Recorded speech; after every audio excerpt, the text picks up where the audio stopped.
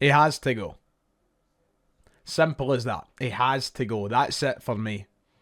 I've gave it as long as I possibly can, and no wins against bottom of the league Livingston and last minute winners against Aberdeen are going to change my mind. He has to go. It's not going to work. I am reiterating the exact same point, or the exact same points I made following the Dundee United game, following the loss at Tannadice. I essentially just want to re-upload that video because I'm out of energy at this point. A lot of that loss of energy doesn't come down to Wilfred Nancy, it comes down to just Celtic in general, the Celtic board who have led me to this point. But I just feel like I'm going to be reiterating a lot of the same points that I made in that video, where this just clearly is not going to work. It's terrible.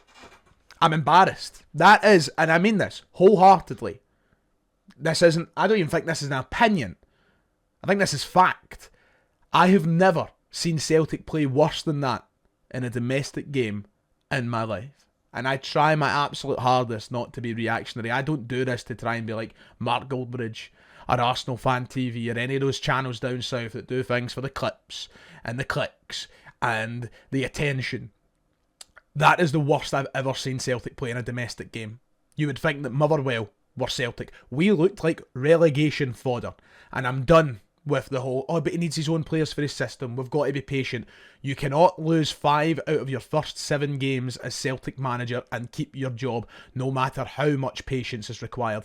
This football club's standards are higher than that. There's no amount of statistics or analytics or anything in this modern age of football that will change my mind on that. He has to go. This is not going to work.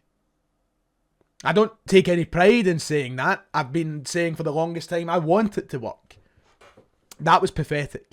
Absolutely embarrassing. If you have played the game at any level, or if you've been lucky enough to coach the game at any level. When I say any level, I mean coaching, for the Wains on the park on a Saturday afternoon. If you've coached or played the game at any level, whether it be Sunday League, amateur, whatever, you can watch Celtic and you can laugh at how bad we are. The whole country is laughing at how bad Celtic is. We are one of the worst coached teams in the country right now. And not only are we one of the worst coached teams in the country right now, we are one of the worst coached teams that I think the Scottish Premiership has ever seen. The stuff that we're doing is laughable. We have pundits, opposition fans, journalists, YouTubers, whatever, our own fans just laughing at what we're meant to be. What are we watching? What is this? It's not going to work, and he has to go. I've never, ever felt like that watching Celtic. Motherwell schooled us. They haven't beat Celtic in over 10 years, and they made that look routine. They made it look as though it was... They didn't even get out of first gear. They were so good, and credit to them, but they didn't even have to get out of first gear because of how badly set up we are, because of how bad we are. And I have been a big... I've been using the phrase a lot this season... The squad are one of the biggest problems, if not the biggest problem, when it comes to the footballing issues that exist with it at the club. We haven't recruited well enough. We've got a very bad squad, and I do feel bad for Wilfred Nancy having to inherit that squad. That's what he's needing to use. But this is getting ugly to the point where now I'm starting to absolve players of blame, because I'm like, what are we getting coached to do? I still, for the record, just to make it clear, I'm not absolving anybody of blame. I still, if I could, would rip it all up and start again. I would sell every single player. I would get a whole new squad in. I would get a new manager in, and I'd go from scratch. But at this point, I'm starting to wonder, what can they even do? Because we can't fix the basics. When you can't even correct your defence to mark wide areas, or bring an extra man back to balance out the problems that you're facing, how can you trust the guy to recruit his own players to correct those mistakes if he can't correct it in the moment? It doesn't matter how bad the squad is. It's a squad that Brendan Rodgers and Martin O'Neill had to use, and it didn't get as bad as this. This is getting ugly, and I fear what's going to happen on Saturday. Now, realistically, Wilfred Nancy is going to be in the job on Saturday. I think it will be his last day in the job, to be quite honest, because Rangers are going to beat us. Rangers will win the game. There is not one piece of evidence to suggest that we can beat them. I know they're bad, but we're worse. We're worse right now. I put it this way: if Rangers beat us on Saturday, they overtake Celtic after having their worst start to a league season in their history, I believe. We're worse at the minute. We're worse because we've allowed Rangers to catch up and potentially overtake us. That's happened in the last 7 games. It's not happened over the course of the season. That's happened in the last 7 games. So it's going to have to get ugly, and it's going to get ugly this Saturday. I think it'll be his last day in the job. If it was up to me, I'd cancel it. I'd cancel the derby. I'd request postponement. I'd throw in the towel. You know, I'd throw in the towel because it could be a doing in our own stadium with the most vocal element of our support band. The Rangers fans will be out singing us. We'll be left there wondering how football's even played anymore. It's going to get disastrous. I mean, Love Street 2010 level of disastrous, I feel like, is on the cards. Some people will be saying, Ryan, you're going over the top, you're reacting, you're being too emotive. I'm sorry, but after watching that tonight, you cannot convince me otherwise. We are a next level of bad, to the point where I'm actually not ruling out a potential sacking tomorrow morning, because there has to be questions being asked right now, and heads have to roll. Don't get me started on the heads that have to roll above Wilfred Nancy. I've been banging that drum all season, and there's no point in me revisiting that right now or taking that trip to the well. You all know my thoughts on that. I've made it perfectly clear, but that's how bad it's got right now, and I wouldn't be surprised if that head rolled tomorrow morning and we tried to make a last-ditch effort to save ourselves from total humiliation on Saturday. Bring in Sean Maloney for the game just so we don't get scalped off our greatest rivals at Celtic Park. This is the mess that we're living in. It's got to a disastrous point, and Rangers fans will be rightly watching this video licking their lips and laughing. But that's where we are. I can't hide away from the truth, I'm afraid. Tonight is total humiliation. Total humiliation. There's no two ways about it. And I said after the wins against Aberdeen and Livingston that I was happy and I was hoping it was the steps in the right direction for confidence and optimism to be built under Wilfred Nancy for us to turn in the right direction. I also prefaced all of that by saying we need to be careful because Aberdeen aren't all that great and Livingston are Livingston. That papering over the cracks was not enough. We're still far too open, and we're going to get punished by better teams. I mean, Motherwell, it's hard to get better than Motherwell right now, to be fair to them, but we're going to get punished time and time again. We've not kept a clean sheet under Wilfred Nancy.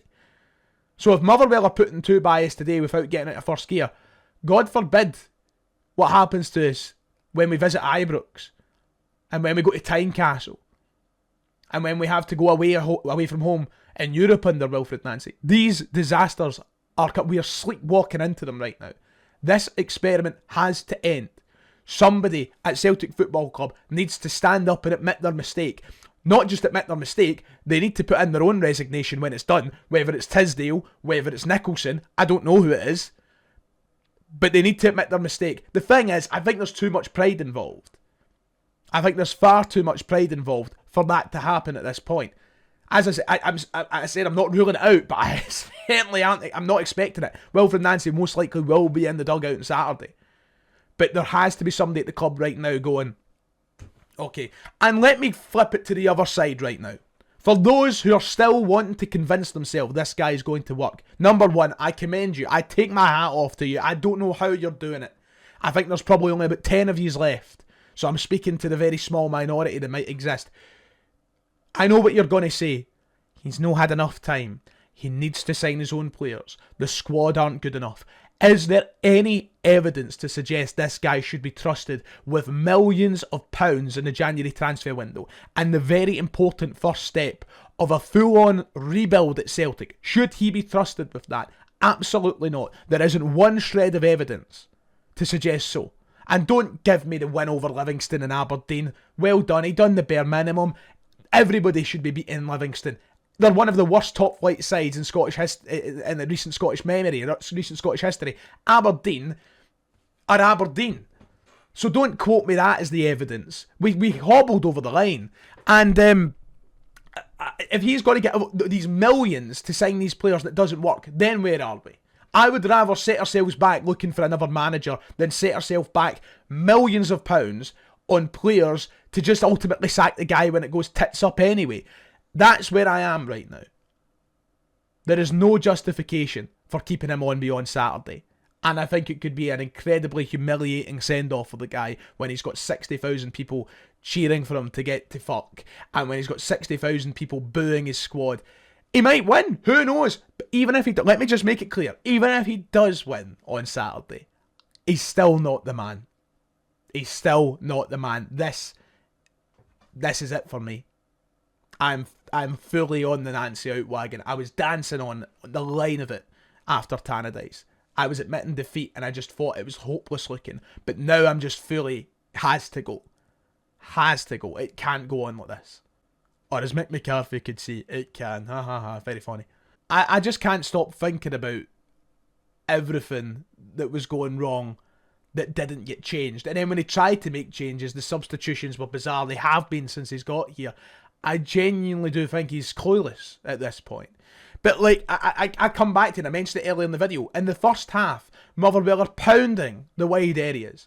We can't handle it. We can't contain it. Swallow your pride, switch to a back four, and play two fullbacks. Yang can't do it. Tierney hasn't got the legs to go up and down the pitch. We were getting left exposed. It doesn't take a genius. I could have shouted over Callum McGregor and went, tell the team to switch up, go to a back four. I could see it. Why can't our manager, our qualified football manager, see that? You know, these are the signs. Once again, there's no amount of stats, there's no amount of modern football theory that will change my mind. You watch football with your eyes, and what I'm seeing with my eyes right now is not good. It's over. It's done. It's not going to work. And I do feel bad lumping everything on Wilfred Nancy, but right now it feels like it has to. The squad don't help themselves. We are reiterating those same points about them tonight. We shouldn't let them away with it just because the manager's coming under fire. I will reiterate it once more for the avoidance of any doubt. They should all hang their heads in shame. This Celtic squad is an embarrassment to the badge, an embarrassment to the fans, an embarrassment to the football club. You know?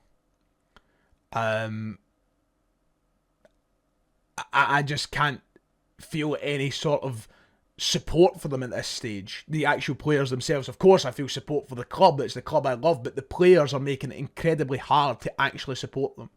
They're becoming an unlikable group of players. I look at Kasper Schmeichel, for example, I can't wait till he's gone.